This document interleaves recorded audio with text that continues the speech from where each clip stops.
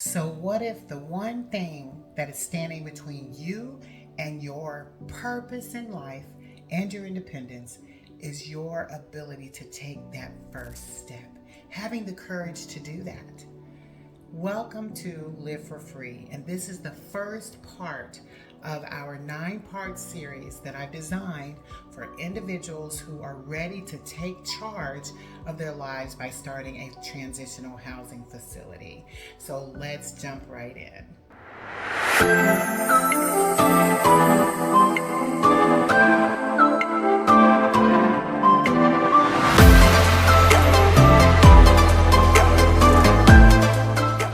Now, as people say all the time, this is your first step. This is not go get an LLC, go find a property. Like, you have to first take the first step to do this work. And a lot of the work starts in your mind first. So when we talk about courage and what it takes to do this work, you have to have the ability to step forward. And it's going to be a process. And the way in which you do that is you first of all have to identify why.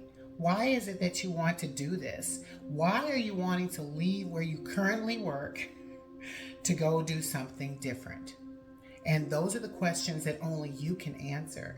If you've known you've had this burning inside of you for all your life to be able to give back to somebody, or you may have experienced or had life experiences, but all of those things lead you to understanding why it is that you want to do this. Because this is bigger than money. I know a lot of people talk all the time about it's about the money, which is wonderful. I don't want to make it sound like it's not. When money provides you opportunities to be able to do the things that you want to do, fulfill your purpose, enjoy your life, help others, like money is that thing. But it can't be the only thing of why you do this work. There has to be a why. So I want you just to take some time and write down why it is that you want to do this, and make a big list. Don't just, cause I was this, or I was aging out of foster care. Like, explore that, spend some time. And I want to say, as you're spending time exploring your why, seek your creator to show you you. And that's where it really starts. As you start thinking about your why and start thinking about what it is that you want to do, he's going to start revealing things to you. He's going to start showing you what's inside of you, what your true purpose is. So I want you to take some time in understanding what your why is, behind why you want to do this work. Now, depending on where you work right now, you might have an amazing job, which I had an amazing job before I started fulfilling my life's purpose. And you want to think about what type of things in your current job that you're doing right now serves you. Okay? So as you're thinking about your why, and then you start thinking about where you are, because your why you want to do this and where you are could be very similar, or they could be completely opposites. But that's your job to look at your current situation and where you stand in life with your employment. Because as you're in that space, it does serve a purpose. So make sure that you are gaining everything you can gain from your experience right now at that job, so that it can help grow you. There's skills you might need here that you can get from your current employer. So I want you thinking about those things. Don't just completely dismiss it. Use it for what it's worth. I say all the time, I enjoyed my experience with my employer before I came into this work, and I was good. I was, not to toot my own horn, but I loved what I did. I had this one boss, she always used to say that I could create anything out of air, which I did. Like, she'd give me something within a minute, she'd be saying it and it was already done. And she's like, how'd you do that? But those are skills that I learned while I was on the job, and I now have applied to my current lifestyle and my current businesses that we run. But I gained everything I could gain while I was employed.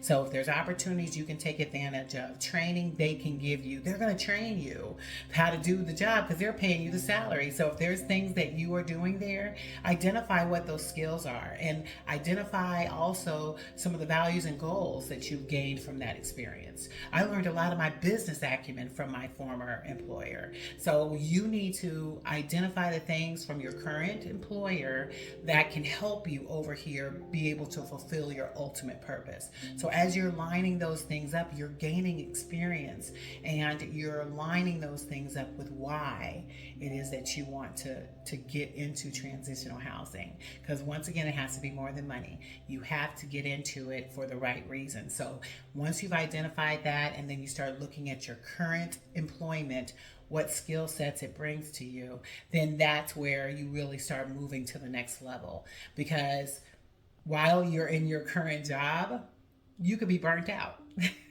I know what that's like too. You could feel like, oh yeah, I'm done. I can't do anymore. They're working me, 60 hours a week and only paying me for 40. All of these things are the experience that you are going to realize. So I just want to say, as you're in that space, just start looking at what things you want in the job that you're in right now, what you can gain from it, and then grow from that. And identify the pain points for yourself because only you can speak to it. You know when it's time, and when you know it's time, you make sure you have a plan in place that's going to allow you to be able to move through that. Okay. I've never been an advocate for just dropping your job and, winging it. However, you can. I don't want to say that you can't. You got to let God speak to you. But as God speaks to you about what it is that you're doing and what you want to do, then from there, you and He will make the decisions on what you need to do next. So after you've spent some time with yourself and exploring this space, it will allow for you to be able to get there. Now, as I was saying before, I think about all the time people who make the decision to leave their jobs. I would make sure that you have enough money set aside and have started some things before you leave. Because at the end of the day, you got to take care of you. And I don't believe God is going to lead you down a path that you're not ready for financially. You got responsibilities. So I don't want to glaze over that, like leave your job or be prepared to leave your job, having this, like it's more than just even simply the money too. So that's why I say you want to be prayerful as you make the decision to leave your employer and then move into that space. But, and I always say, like when I was fired, because I was fired from my job, I probably would still be there, still doing both, I don't know, but it was time for me to move on. And when it was time for me to move on, God showed me I already had things in place that He did. I didn't do none of it. He just had me preparing stuff along the way. So by the time I was terminated, I had a safety net. And that safety net caught me because I was like, what? What are you saying? I'm fired. Boom. And then God showed me, babe, I got you. Look what we built over here while you were over here. And it was able to sustain us to where we're like, okay, let me breathe a little bit. Thank you, Father. I was in the whole space. But you have to do the same. You have to, one, allow God to guide you, but make sure you've got a safety net, something catching you. So when you're ready to pull that trigger, or maybe have it going on at the same time. Like I would tell people to do that all the time, so that you can build and grow, because that's what I did. I was in real estate in 2009, and I was fired in 2012. So for 3 years, I was in that space doing both, and I was loving it to the point where I wanted to be over here more than, being on my job.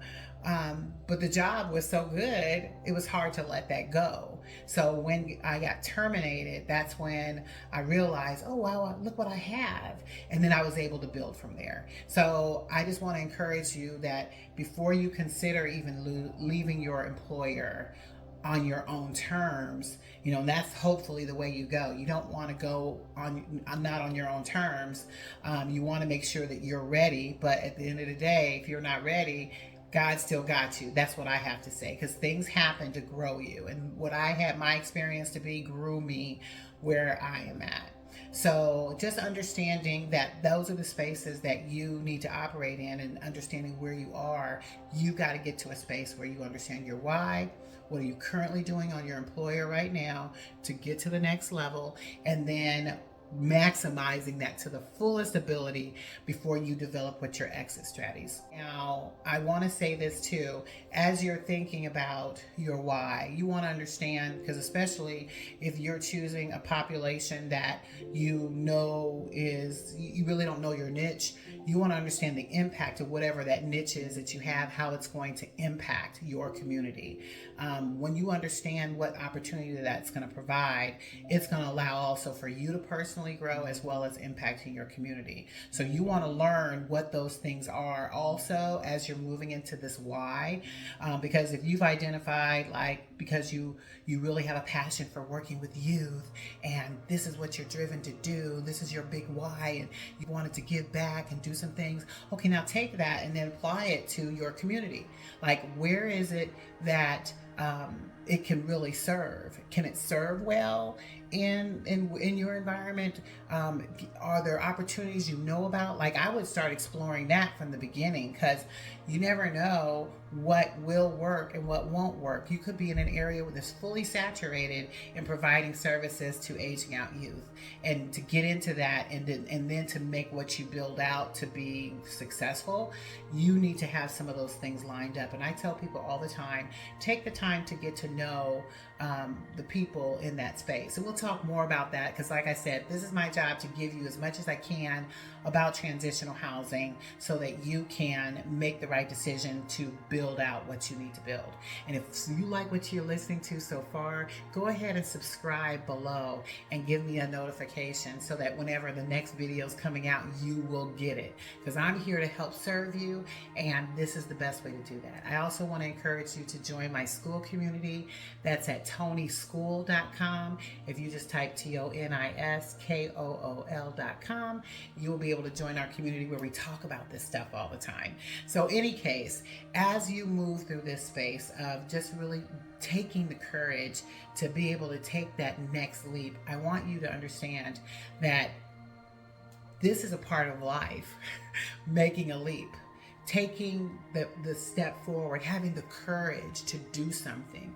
This is what God has put in us to do and to have a purpose in life, right? So if God gave you that purpose, He's not going to make you do anything. He's going to prod you. He's going to poke you. He's going to say, hey, this is you. This is where I need you. Come on, my daughter, my son, come do this. But you have to be the one to take the courage first to do it. Because until you do that, you're going to be still sitting on that job, enjoying the check you're getting, doing whatever you want to do, which I'm not saying it's bad, but we're here to serve a purpose. We are here to step into where God has us. So if He has you, this is your plan, this is your purpose, He's telling you this is what I need you doing, well, why are you waiting? Those are the only questions you can answer. But you need to take the courage to step forward. So when you're doing that, and He prepares you, He prepares you. He's preparing you right now on your job. He's preparing you. He's planting the seeds. You just now have to take action, because He doesn't make us do anything. He's given us free will. And with your free will, what are you going to do with it? So I want to encourage you as you get into this space that you first of all, take the courage to move forward. And I want to tell you to feel the fear and do it anyway, because it's going to be fearful. But that's what happens when God gives you a purpose that He wants you moving into. The first thing that happens is the enemy plants fear and tells you, you can't do that. You can't do this. Whatever he tells you, that's fear. False evidence appearing real, because God is preparing you. So let Him prepare you, and then now you take the courage to step forward despite the fear, despite the things that are presented to you, because when He's ready for you to move, it's time to move. So this is the step I want you to take to move into the first phase of what it is that you want to do in your transitional housing facility. And I will be right here with you to walk you down that path. So get out there and transform your life because you will transform the world. And so it is.